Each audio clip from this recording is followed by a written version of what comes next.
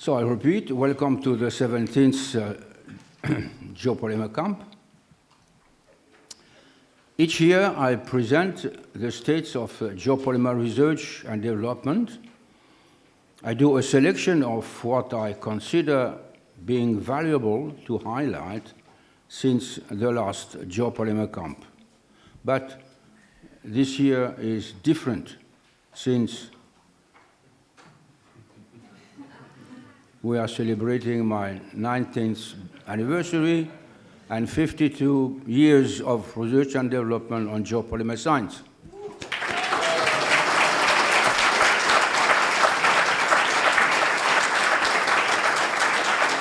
Thank you.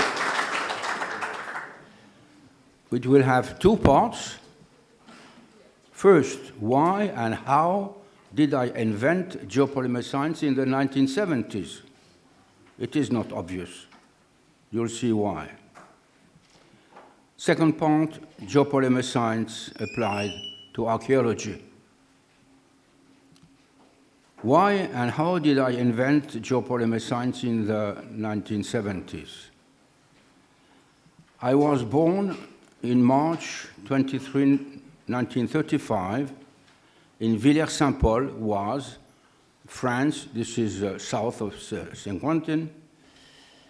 My family lived in a workers' housing estate.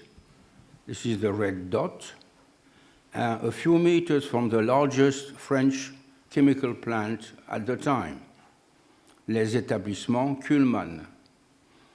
This plant became a subsidiary of the IG Farben synthetic dyestuff manufacturer between 1940 and 1945 during the German occupation of France in 1945. After World War II, it was renamed the Compagnie Française des Matières Colorantes, or Francolor, for the manufacture of synthetic dyes. In 1946, my father, Bernard, had managed to be transferred to a laboratory specialized in testing the dyestuffs manufactured in the plant. Having bought their own home, my family moved there in the larger city of Creil, which is located 6 kilometers from the chemical plant. Every day, my father, Bernard, took the train to work to the chemical plant. The same year, 1946, I passed the entrance exam for the brand new 6th grade class at the ENP, École Nationale Professionnelle of Creil. When asked what I wanted to be, I replied, so I was 11 years old, chemical engineer. Why, was I asked? To become the manager of the chemical plant where my father still works and thus ensure him a good retirement. This is the Davidovits family at that time. We have Nicolas, my mother Serena, my father Bernard, my older brother Victor, Joseph, Michel, André, and my sister Eva. I passed my baccalauréat Math-LM, Mathématiques élémentaires, in 1954 and prepared for the entrance exam to the Grandes Écoles for chemical engineers. In 1955, I entered the Institut de Chimie de Rennes, that is in Brittany, which later became the École Nationale Supérieure de Chimie de Rennes. And in 1958, during my third year of study, the school's director suggested I apply for a scholarship to study in Germany. Remember, this was in 1955, 10 years after World War II. The director was well aware of my talent for foreign languages. I was accepted for a PhD, Dr. Reernat, in the Institute of Organic Chemistry at the Johannes Gutenberg University of Mainz, Mayence in French. The institute was directed by Professor Werner Kern, a former student of Hermann Staudinger. Hermann Staudinger, who won the 1953 Nobel Prize for Chemistry. So my grandfather in doctor PhD is a Nobel Prize laureate on polymers. I thus began my research into organic polymer chemistry. I also became very involved in student life, representing foreign students in the student organization ASTA, Allgemeiner Studentenausschuss. There were approximately 700 foreign students. I was in charge of them. I was sometimes speaking 7 foreign languages in one day. There, I met a pharmacy student, Doris Vial. Her relatives lived in Saarbrücken, im Saarland in Germany. Doris and I have been inseparable ever since. But I had reached the age limit of 25, and I had to be drafted into the French army. This was during the Algerian War, and military service lasted 2 years. Therefore, I had to defend in a hurry my doctorate in June 1960 after only 2 years of work in the organic polymer laboratory. But after a few months in the army, I was transferred with the rank of sergeant to a French Air Force laboratory at Ris-Orangis, south of Paris. I remained there until October 1962. In the meantime, Doris and I were married in Saarbrücken, Saarland, Germany.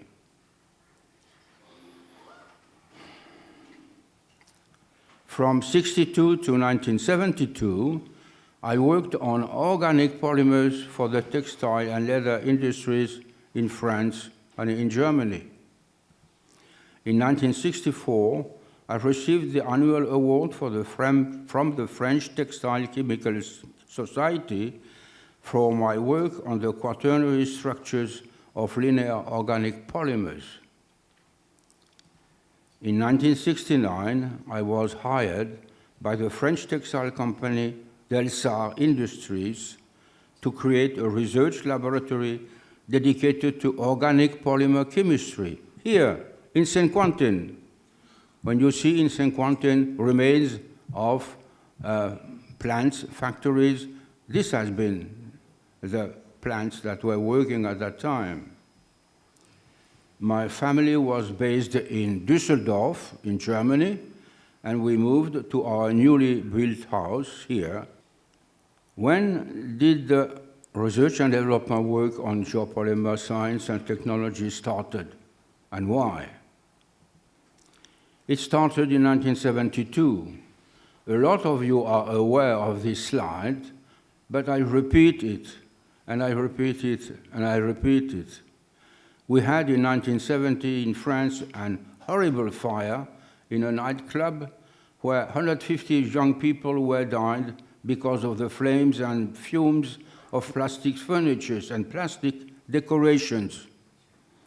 I was an organic polymer chemist at that time, working here in Saint-Quentin on organic textile fibers, and it was a shock for us.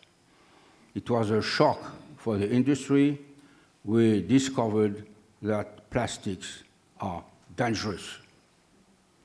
So I raised the question, since plastics are dangerous, are organic polymers fire and heat resistant? Several colleagues answered, "No problem, we shall add flame retardant and other ingredients." This was wrong, because there were also poisons in intense fires.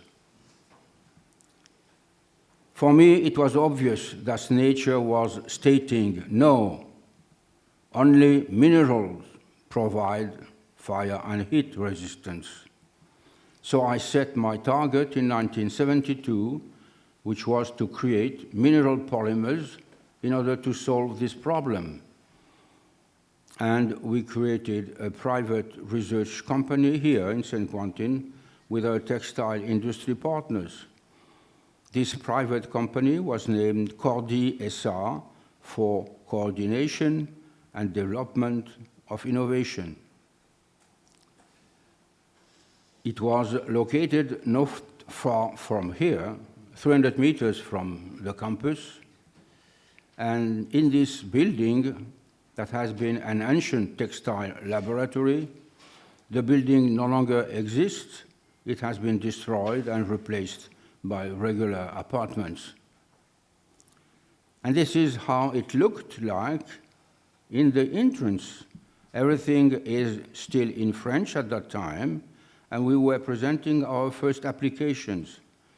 This was in 1972. I had a team of 2 scientists and 2 lab assistants, and myself. 4 years after the creation of this research company, I presented our first paper in 1976 at a conference in Stockholm, in Sweden. It was the UPAC Symposium on Long-Term Properties of Polymers and Polymeric Materials, held in Stockholm in 1976. The title was Solid Phase Synthesis of a Mineral Block Polymer by Low Temperature Polycondensation of Aluminosilicate Polymers. This was a strange jargon. After then, I officially introduced the geopolymer technology later in January 1979 in the USA at a plastic technology conference by the American Society of the Plastic Engineers. My target remained fire resistance, and the title was Synthesis of High Temperature Geopolymers for Reinforced and Plastic Composites. And I introduced the geopolymer terminology, which is governed by the molar ratio SiAl. SiAl1 for polysilate, SiAl2 to 1 for polysilate siloxo, SiAl3 to 1 for polysilate disiloxo, and for SiAl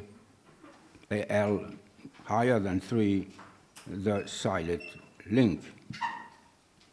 Well, you understand now that I totally made a transfer from organic polymer chemistry into this new geopolymer chemistry.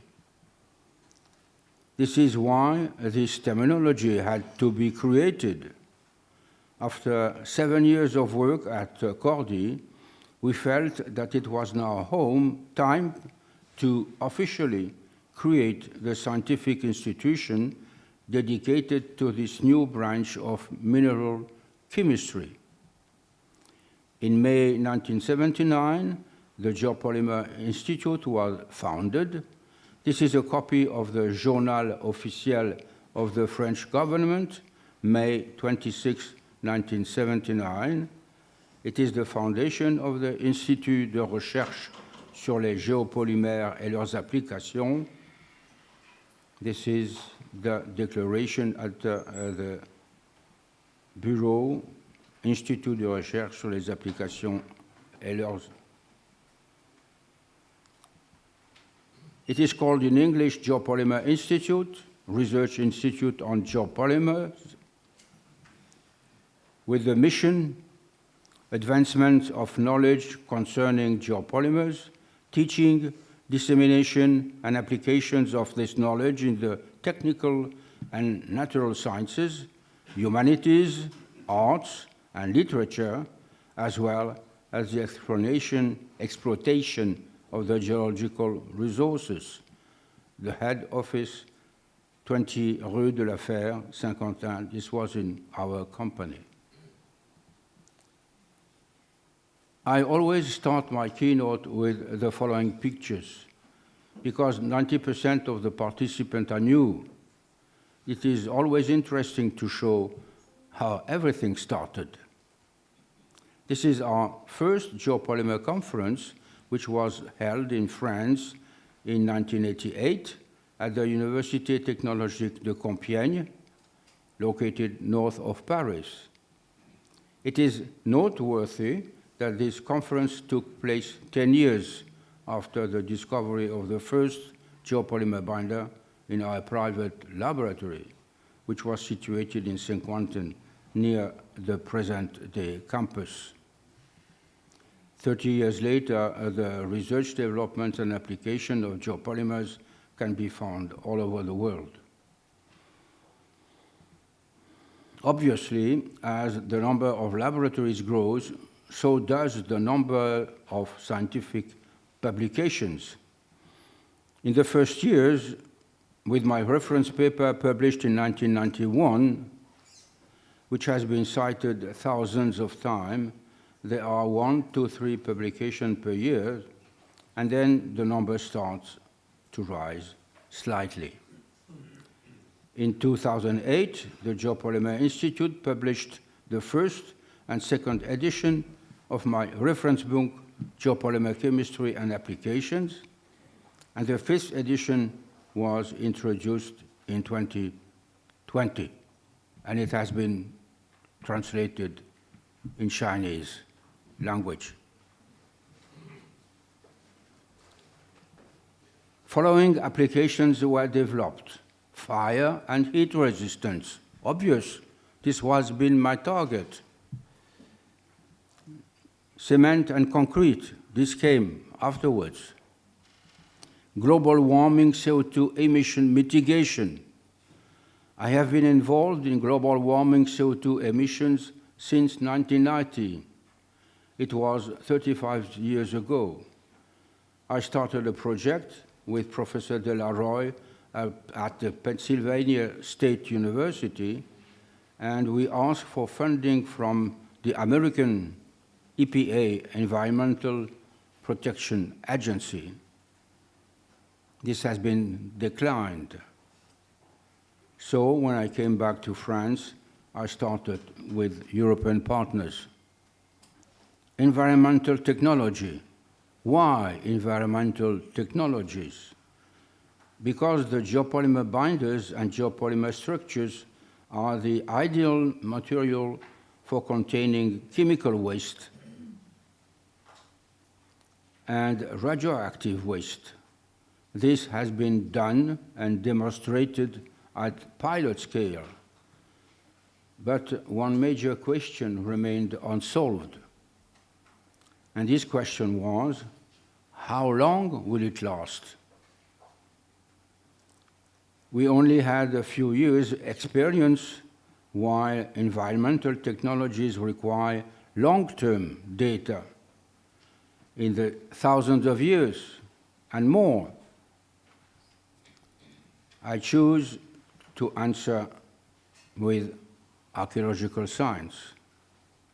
And I was right in my choice, because like for any basic innovation, what I was doing was a basic innovation, the connection of geopolymer science with another field of interest, namely here archaeological sciences, was a tremendous help in finding new partnership and finance funding. So, this is my second part, geopolymer science and archaeology. In October 2, 2006, I wrote in my personal internet site, www.davidovits.info, following article titled Fairy Tales on How I Invented the Geopolymer Science. I quote, "In the USA and consequently in the English scientific journals, my invention in the geopolymer chemistry in the near 1970-80 is narrated like a fairy tale. According to it, it was during my study of the pyramids of Egypt that, eureka, I got the intuition. In America, the fundamental and applied researches on geopolymers are funded since 2002 by the US Air Force, who finances several laboratories as well as in Australia. This statement is wrong. Indeed, in its June 2006 issue of Technology Horizon Research for America's Future, scientists of the Air Force Research Laboratory wrote, in the 1970s, French Professor Joseph Davidovits investigated the construction of the Great Pyramid of Egypt. He concluded that they could not have been built from quarried rock, surmising that the large aluminosilicate-based blocks that formed the pyramids must have instead been synthesized in place. Professor Davidovits endeavored to explore the possible mechanism for producing such blocks led by 1979 to the practical invention of geopolymer. This is a wrong statement. The opposite happened. Indeed, it is only after having invented geopolymer chemistry that, armed with this new knowledge, I actually investigated the construction of the pyramids and claimed that they were built with agglomerated stone instead of carved stone. But myths have a hard life, and I don't know if I ever will restore the truth. In June 1974, my scientific partners and I made an intriguing discovery at the mineralogy laboratory of the Museum of Natural History in Paris. I had just created a unique sandstone with a high concentration of quartz. One day, I jokingly asked my colleagues what would happen if we buried a piece of our synthesized product in the garden of our laboratory, and if an archaeologist uncovered it 3,000 years later. Their response left me astounded. The analysis would indicate that this object, unearthed from the ruins of St. Quentin, my hometown, originated from a natural outcrop in southern Egypt. On that day, I realized that if I did not disclose the synthetic nature of our creation, it would be mistaken for a natural stone and classified as such. This revelation sparked a thought in my mind. Could the ancient megaliths, those massive stone structures of antiquity, also be made of artificial stone? Why were the quarries situated many kilometers away from the archaeological sites? Why were we speculating about the intricate mechanics of transportation and the sheer size of these colossal stone blocks? The notion that they might have been manufactured did not seem so far-fetched. Admittedly, given the superficial nature of the megaliths analysis conducted thus far, it is evident that no one has yet questioned their presumed natural characteristics. In September 1979, we had our second International Congress of Egyptologists, which was held in France, in Grenoble. It was during this Congress that I had the opportunity to present my groundbreaking theory on the construction of the pyramids using agglomerated stone.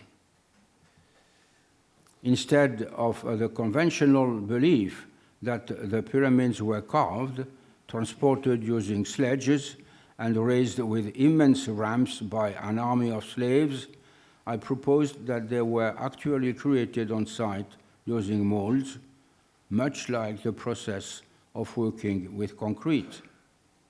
To my surprise, the reaction from Egyptologists was not openly hostile.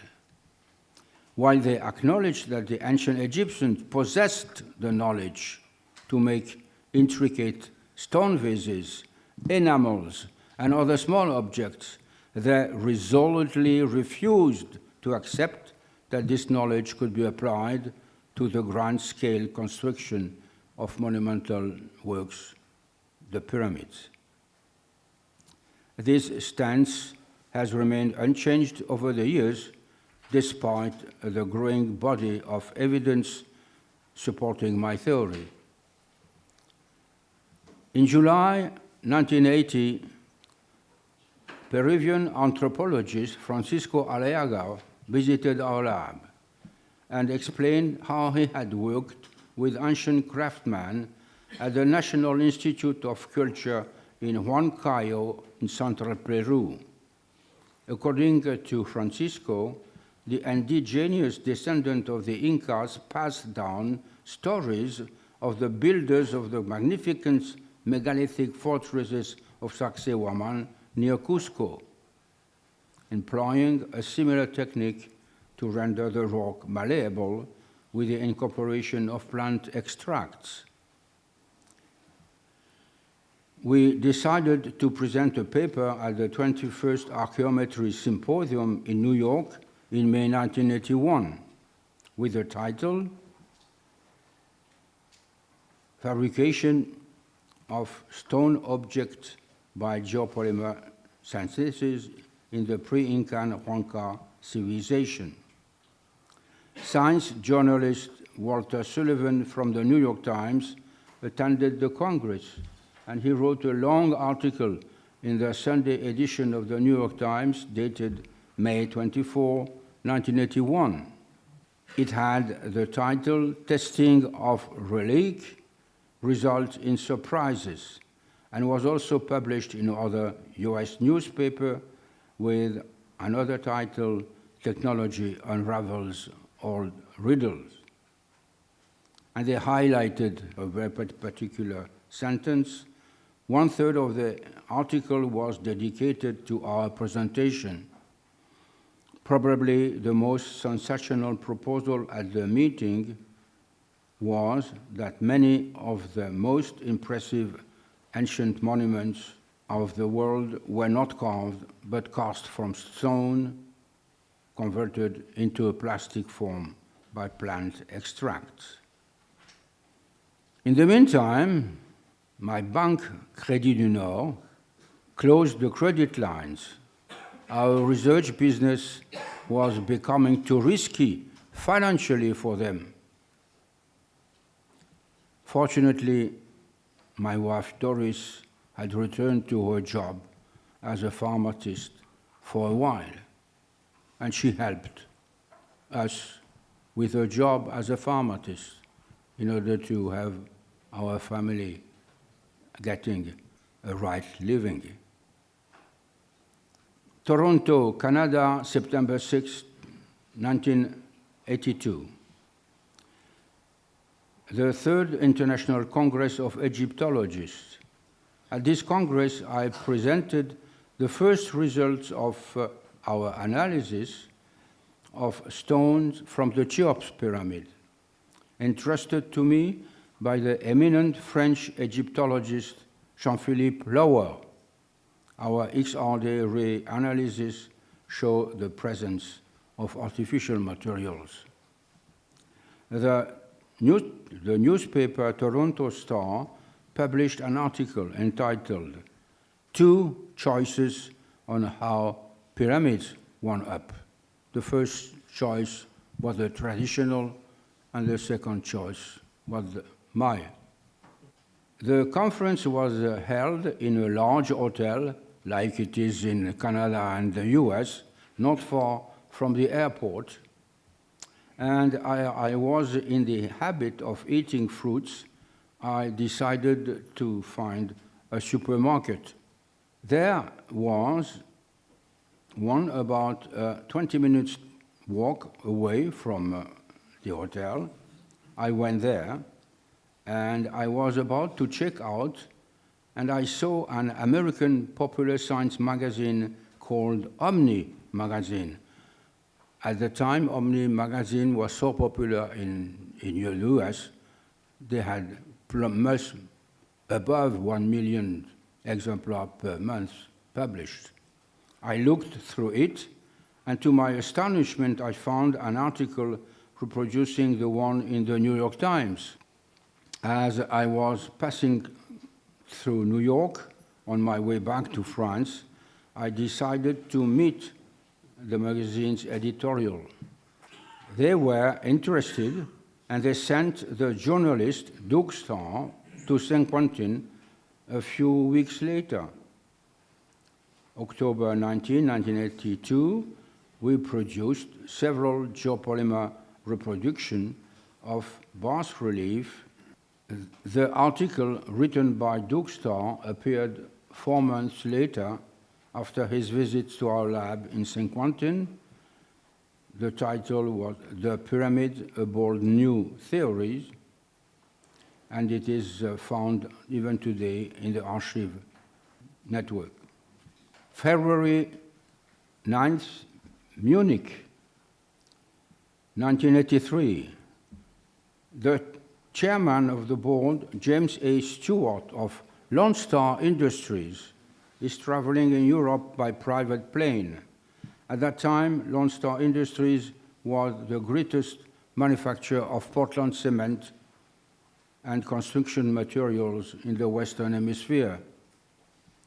At the airport in Munich, Germany, his wife bought English-language magazines, including Omni magazine. She got back on the plane and said to her husband, "You must read this article." It was Doug Starr's article. 3 days later, in February 12, William D. Kirkpatrick, a close associate of James A. Stewart, arrived in Paris. And in February 17, I arrived in Miami, and I met with Lone Star's industry chairman, James A. Stewart, on Friday, February the 19th. Back to Saint-Quentin, our financial problems have been solved. I reimbursed all my financial debts, closed the bank account at Crédit du Nord, and opened a new account in another bank.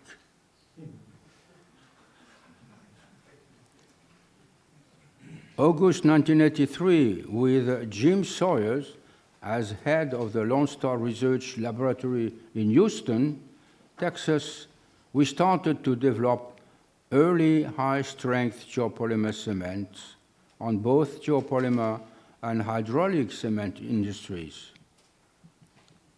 Within 1 month, Lone Star Industries formed the startup company Pyrament.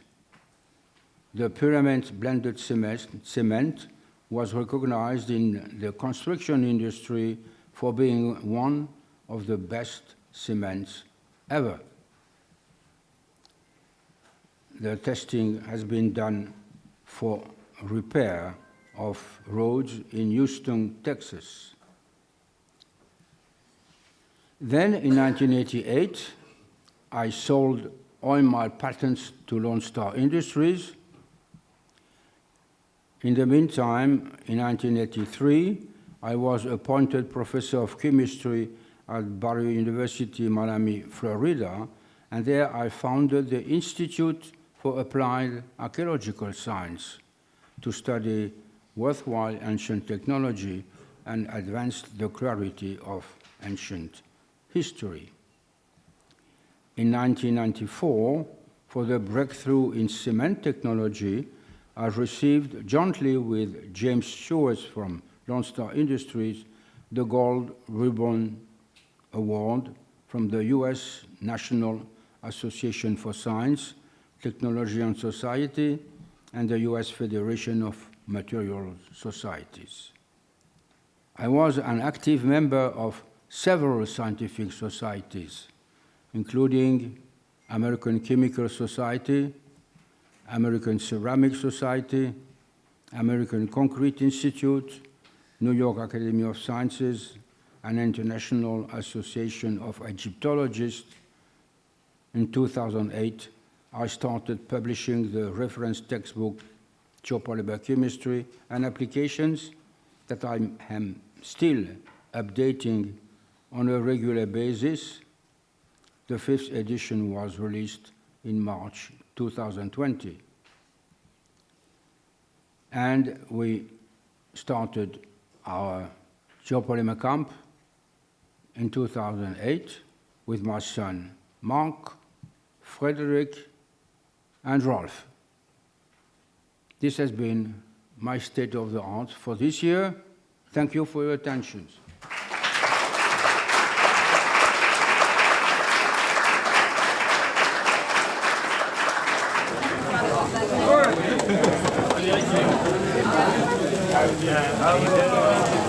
So, sing happy birthday in your language at the same time. Okay, 1, 2, 3.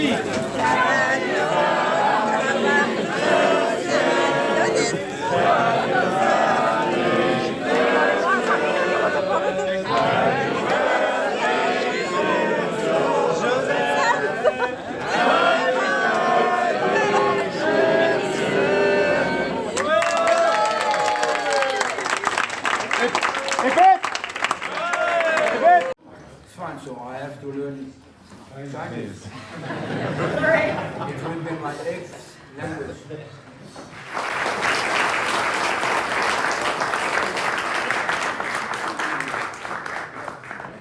The professor, 1999. Yeah, Professor Davidovits visited Xi'an and becomes the honorary professor of our university. This is the teapot from the Guangxi over 1,500 years. Thank you.